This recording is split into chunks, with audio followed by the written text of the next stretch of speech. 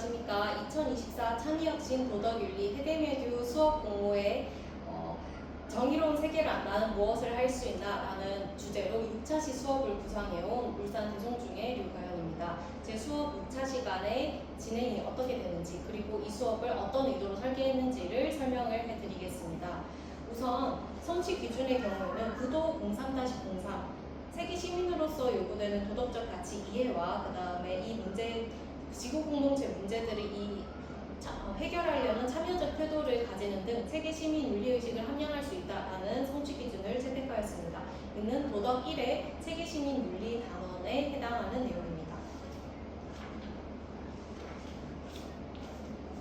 수업 설계 의도를 먼저 설명드리겠습니다. 2022 개정교육과정의 인재상으로 제시되고 있는 포용성과 창의성 그리고 주도적인 사람이라는 세 개의 키워드를 뽑아보았는데요. 제 수업을 돌이켜 봤을 때 아무래도 협업과 포용성이라는 키워드를 놓치고 있는 부분이 있었던 것 같아서 세계시민윤리 단원을 설계를 하면서 이 두 가지 키워드에 집중해서 학생들이 나와 다른 삶의 조건을 이해하고 공감 어린 태도로 나와 생각이 다른 타인의 입장을 수용하면서 협업을 하고 그리고 포용적인 역량을 기를 수 있도록 설계하는 것이 제 목표였습니다. 세계 시민으로서의 정체성을 스스로 정의내릴 수 있을 때 학생들이 스스로가 가진 잠재력을 조금 더 탐색할 수 있고 그리고 자신이 가진 역량을 자신이 속한 공동체에 있는 다른 사람을 위해서 다른 사람을 위해서 어떻게 사용할 수 있을까라는 과정을 고민하면서 자신이 속한 공동체에 소속해 있다는 연대감과 그리고 포용성을 기를 수 있을 거라 생각했기 때문에 해당 단원을 이렇게 설계를 해보았습니다. 1차 시에서는 나는 자신의 세계 시민의 자질에 대한 의견을 나누는 시간 그리고 자신이 한 번도 상상해보지 못했고 자신이 한 번도 살아보지 못한 삶의 경험에 대해서 공감적인 한번 이입을 해보는 것을 목표로 설계를 한번 해보았습니다. 일단 툴은 퀴즈앤을 사용을 했는데요. 전체적인 내용은 좀 이렇습니다. 세계 시민의 개념에 대해서 간단하게는 일단 정리를 해주고 시작을 했습니다. 세계 시민이란 세계 시민이 출신 지역이나 국가에 따라 사람들은 차별하여 대우하지 않는다. 그리고 동등하게 대우하고 내 나라 문제뿐만 아니라 지구 공동체의 문제에도 관심을 갖는 사람이다. 이렇게 텍스트로 정의된 것을 직접 학생들이 피부로 와닿게 느낄 수 있도록 하기 위해서 질문을 설계를 하였습니다. 내가 속한 공동체의 범위를 조금씩 확장시켜가면서 그 공동체의 범위가 세계, 지구촌까지 넓어졌을 때 그러면 그 지구촌 안에서는 어떤 삶을 살아가고 있는 사람들이 포함되어 있는가까지 연결되고 그 다음에 자신과 다른 삶의 조건은 과연 어떤 것들이 있는지를 알게 하기 위해 퀴즈앤에서 다음과 같은 스토리텔링 형식을 이용하여 한번 학생들이 활동에 참여할 수 있도록 했습니다.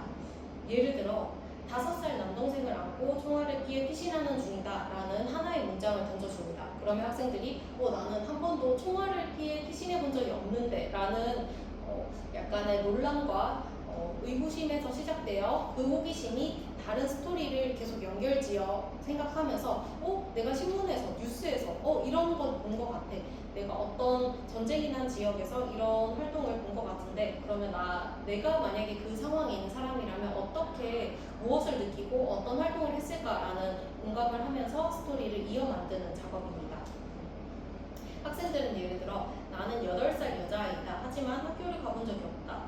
학교를 간다는 것은 지금 꿈 같은 일이고 나한테는 사치이다. 왜냐하면 점심때 당장 내 남동생에게 먹을 것을 주지 않으면 벌써 3일째 굶는 것이니까 남동생이 쓰러질 것 같다. 이런 식으로 학생들은 생각보다 그 주제에 대해 몰입을 굉장히 잘 했고 그다음에 새로운 이야기들을 곧잘 만드는 모습을 보였습니다.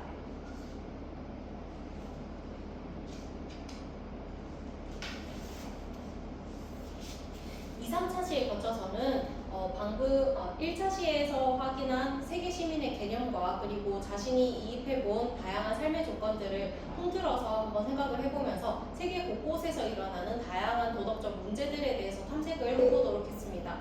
이는 줌인, 줌아웃 중에 줌인에 해당하는 작업으로서 큰 틀은 프로젝트 수업입니다. 프로젝트 수업 중에서도 모둠별로 문제 해결 활동 PBL을 차용하였고 이 이유는 학생들이 세계적인 문제, 예를 들어서 기아와 빈곤, 전쟁과 난민, 그리고 환경오염, 자문화 중심주의, 질병, 빈부격차 등등 다양한 문제들을 하나씩 자기가 선택해서 이 문제를 어떻게 정의 내리고 그리고 그 정의 내리는 것을 기반으로 어떻게 해결할지를 학생들이 스스로 한번 찾아볼 수 있도록 하기 위해서 이렇게 PBL 기반의 프로젝트 수업의 형식을 채택을 하였습니다.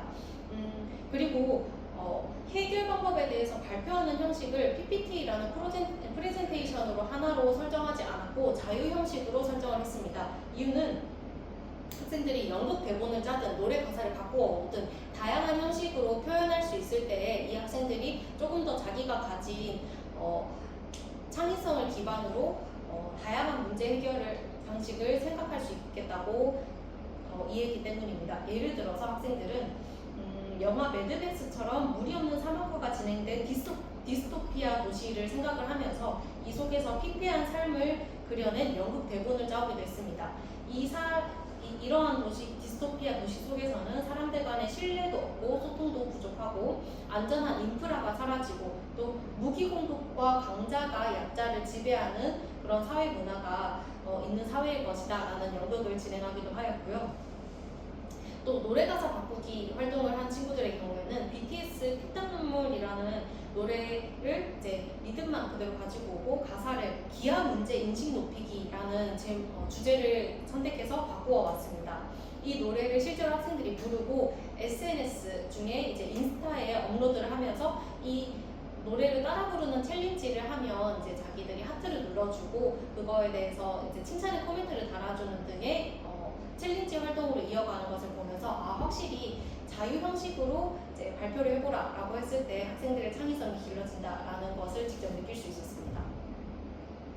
또한 문제 정의 방식이 중요한 이유에 대해서 이번 2, 3차시 활동을 통해서 학생들도 실제 느낀 바 있는데요. 예를 들어서 내전이 자주 일어나는 소말리아 등의 아프리카 국가에서 기아의 문제의 원인을 단순히 식량이 부족하다, 아프리카에서는 식량 자체가 부족하고 국가에 돈이 없기 때문이라고 잡지 않고 군벌 세력들이 너무 난립하고 그들 간의 세력 다툼이 있어서 정상적인 정부가 부재한다. 이것 때문에 국민들이 굶어 죽고 있다라는 문제로 설정을 했을 때 이 학생들은 국제사회에 그러면 인도적 지원 물품들이 있을 텐데 왜 국민들은 굶어 죽고 있는가라는 문제를 해결하는 데에서 구조적인 시각으로 접근하기 시작했습니다. 해결 방법을 이제 국가의 재원이나 아니면 물자를 이제 분배하는 문제에 있다라고 해서 그 분배 주체와 분배 구조를 개선하는 것으로 접근하는 등의 문제의 정의 자체를 학생들이 직접 해봄으로써 문제의 해결 방법이 달라진다는 것을 학생들이 느끼고 이는 세계 시민으로서 자신이 할 수 있는 역할을 줌인하여 학생들이 조금 더 깊이 있게 개입할 수 있도록 하는 좋은 활동이었다고 생각이 듭니다.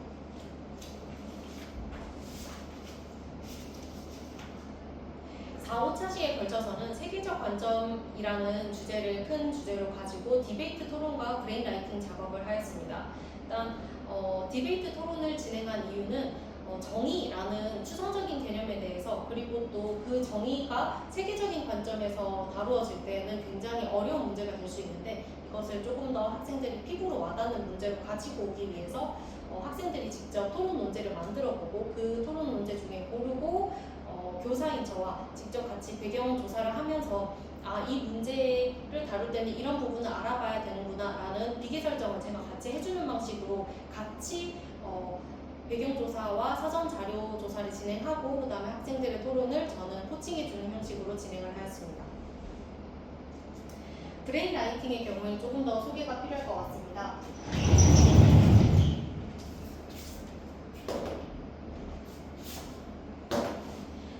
이는 학생들이 직접 포스트잇을 붙인 브레인 라이팅 작업 결과물입니다. 예를 들어서 설명해 드리면 일단 해당 주제, 여기서는 세계적 관점의 정의이겠죠. 해당 주제의 중심 내용을 짓는 관찰 부분에서는 제가 미리 제시해준 학습지 제시문을 읽고 와서 중심 내용이 무엇이었는지 파악하는 활동입니다.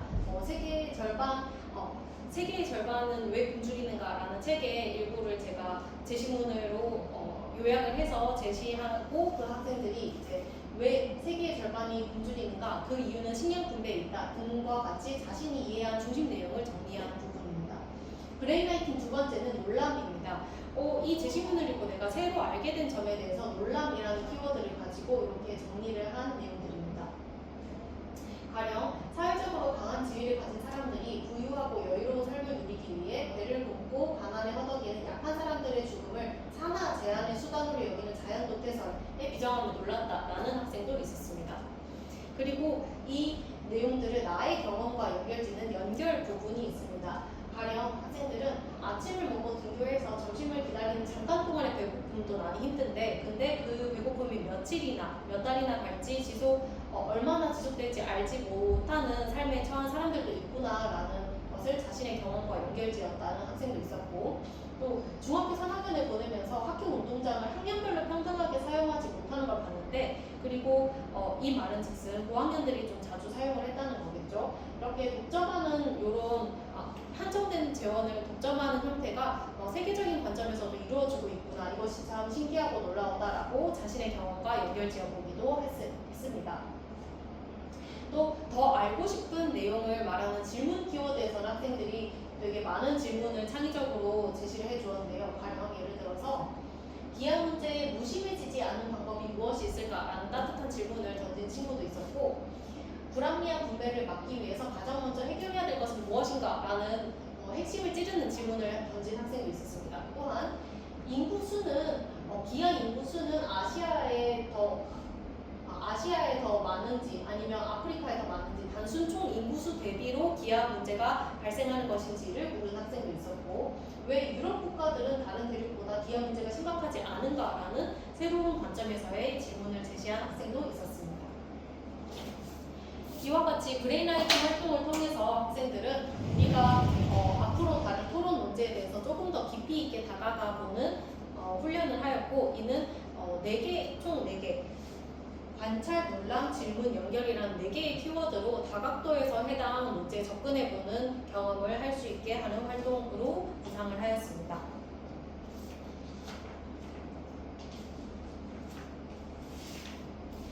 토론 논제를 학생들이 직접 만들기도 했습니다. 가령 가난한 나라는 출산 제한 정책을 펼쳐야 하는가라는 문제를 학생들이 직접 만들기도 했습니다. 가난이라는 이런 조건이 이제 인간의 기본적인 욕구이고 권리인 생식과 출산을 제한하는 이유가 될 수 있는지 고찰하면서 학생들은 인간의 기본적인 권리가 보호받기 위한 최소한의 전제 조건이 아마 가난에서 탈출된 그런 정상적인 시스템이 있는 것이라고 해석하는 친구도 있었습니다. 이렇게 학생들은 직접 문제를 만들기도 하면서 세계 시민들이 가지는 지구촌 문제라는 이런 추상적인 키워드에서 좀 더 구체적인 키워드로 자신의 것으로 이런 교육과 과정 내용을 조금 더 해석하는 활동을 했습니다. 그리고 이제 마지막으로는 세계 시민으로서 스스로의 정체성을 탐색하는 시간을 6차시에 배치를 하였습니다. 가령 퀴즈를 내었습니다. 각각이 이제 가령 A의 경우에는 나는 40대 가장이에요. 나 내년에 과장으로 승진하기 위해 열심히 노력하고 있습니다. 이런 거. 그리고 D의 경우에 나와 주로 어울리는 친구들은 머리 색깔이 노란색이에요. 얼마 전에 자동차를 같이 몰아봤어요. 이렇게 피상적인 힌트만 주고 이 사람들이 각각 어떤 사람들일까, 어떤 출신의 사람들일까를 맞추어 보게 하는 나를 맞춰봐 활동을 통해서 학생들은 혹시라도 본인이 가지고 있던 그런 편견 어린 고정관념이 있었는지를 한번 성찰하는 시간을 가지도록 하였습니다.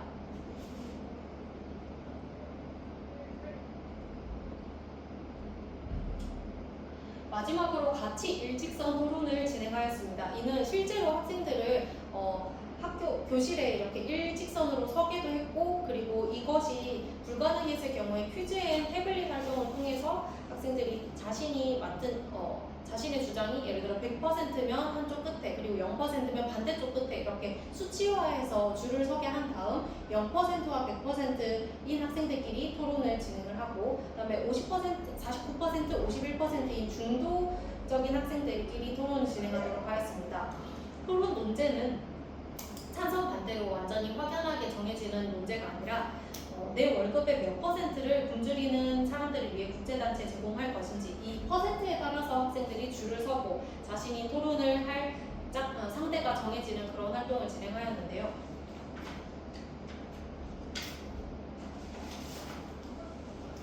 요 해당 활동들을 통해서 이제 얼마나 이 주제에 찬성하는지 반대하는지 그리고 이제 흑백 논리로 치우치지 않도록 하기 위해서 내 입장을 조금 더 수치화해서 보여주기 위해서 같이 일직선 토론을 진행하였습니다.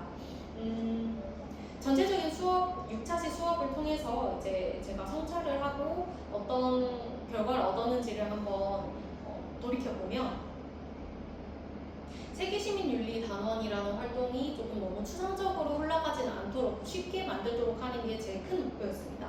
그리고 토론을 진행하도록 한 건 학생들이 재밌어 하기도 하고 토론을 할 때 확실히 자신이 이제 맡은 주장을 뒷받침하기 위해서 열심히 주제에 자료조사도 하고 학생들과 이제 띠기는 논쟁을 통해서 참여를 잘 하는 모습을 보여서 그렇게 진행을 하였고 그 과정에서도 이제 포용과 협업을 놓치지 않기 위해서 학생들이 그러면 나는 내 공동체에 어떤 방식으로 기여할 수 있을까라는 키워드를 절대 놓치지 않게 하는 것을 가지고 제가 이 수업을 진행을 했는데요.